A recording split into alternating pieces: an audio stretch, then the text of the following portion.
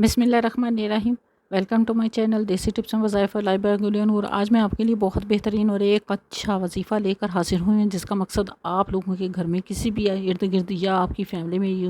یا کسی بھی شخص کی کوئی اولاد ہو اور وہ ہو کے مر جاتی ہو اور ہوتی جو ہے زندہ نہ رہتی ہو، اور وہ سخت مصیبت میں ہو اور اتنی پریشانی میں مبتلا ہو کہ اسے کوئی کسی قسم کی سوجھ بوجھ نہ لگتی ہو کہ وہ کیا کرے اور کس طرح اس مصیبت سے نجات حاصل کرے۔ اس چیز کو سوچتے ہوئے میں نے ایک بہترین وظیفہ آپ لوگوں کے لیے اپلوڈ کرنے لگی ہوں۔ امید کرتی ہوں آپ لوگوں کو بہت پسند آئے گا۔ کرنا آپ نے یہ ہے، 5 وقتہ نماز کی پابندی کرنی ہے، استغفار درود شریف کا ورد رکھنا، اور صدقہ جتنا بھی ہاتھ سے آپ دے سکتے ہیں وہ دیں، اور قرآن پاک ترجمے کے ساتھ پڑھیں اور اس پر امپلیمنٹ بھی کریں اور سمجھیں بھی اس کو، ٹھیک ہے؟ جتنا بھی ہو سکے تھوڑا بہت جتنا بھی آپ پڑھیں۔ اور اس کے بعد آپ نے کیا کرنا ہے، فجر کی نماز کے بعد اور عشاء کی نماز کے بعد صبح اور شام، یہ آیت پارہ نمبر 23 سورۃ سیف اور آیت نمبر 77، اس کو 11 مرتبہ صبح کو بما بسم اللہ اور 11 مرتبہ رات کو بما بسم اللہ عشاء کے بعد اول و آخر درود ابراہیمی 11 مرتبہ۔ اور جب پڑھتے ہو تو اس چیز کی تکرار کریں کہ یا باری تعالیٰ غیبانہ موضاتی وسیلے سے وسیلہ پیدا کر اور ہمیں اس مصیبت سے چھٹکارا عطا فرما، اور ہمیں ہر چیز اور نظر بد سے اور ہاتھوں کے حسد سے، جادو ٹونا سفلی اور ہر طرح کی بد نظری سے ہمیں جو ہے نا محفوظ رکھ، اور ہمارے اس جو بھی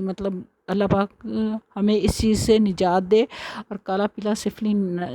جو بھی کسی نے کیا ہوا ہے اس کا توڑ کر اللہ پاک ہمیں غیبانہ موضاتی وسیلے سے اس چیز کا وسیلہ پیدا کر۔ آمین ثم آمین۔ جب پڑھتے ہوں تو رو کے گڑ گڑا کے آپ نے اللہ پاک سے دعا کرنی ہے، اور اس کے علاوہ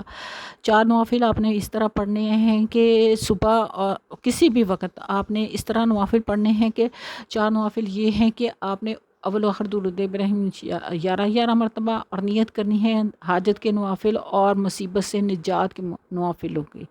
آپ نے کرنا یہ ہے کہ جب سورہ فاتحہ پڑھنے کے بعد آپ نے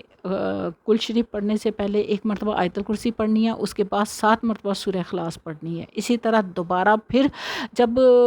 7 مرتبہ وہ کمپلیٹ ہو جائیں تو پھر دوبارہ آپ نے 1 مرتبہ سورہ آیت الکرسی پڑھنی ہے بما بسم اللہ، اور اس کے پاس سورہ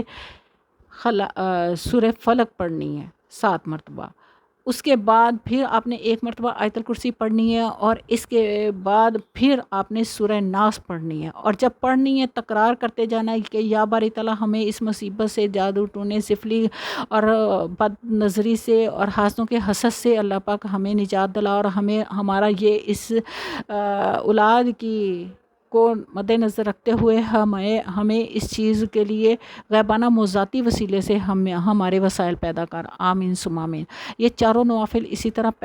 آپ نے ادا کرنے ہیں، اور سجدے میں جا کے رو کے اللہ پاک سے گڑ گڑا کے اللہ پاک سے دعا کرنی ہے کہ یا باری تعالیٰ ہمیں اس مصیبت سے نجات دلا، اور ہماری اولاد کو صحت کاملہ والی اور زندگی والی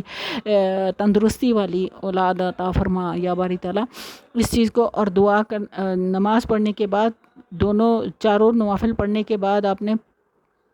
سلام پھیرنے کے بعد جو ہے استغفار کی 1 تسبیح پڑھنی ہے، سورہ اخلاص کی 1 تسبیح پڑھنی ہے، اور آپ نے جو ہے آیت الکرسی کی 1 تسبیح پڑھ کے اول و آخر درود ابراہیم 11 مرتبہ، اور اس چیز کی دعا کرنی ہے کہ یا باری تعالیٰ ہمارے لیے اس چیز اللہ پاک غیبانہ موضاتی وسیلہ پیدا کر کے ہماری اولاد زندہ رہے اور صحت کاملہ والی ہو، نیک فرما بردار ہو، اور دین کے کام میں اللہ پاک وہ ہم صراط مستقیم پہ چلے، اور اللہ پاک دین کا کام لینا یا باری تعالیٰ ہماری اولاد سے۔ آمین ثم آمین یا رب العالمین۔ اس میری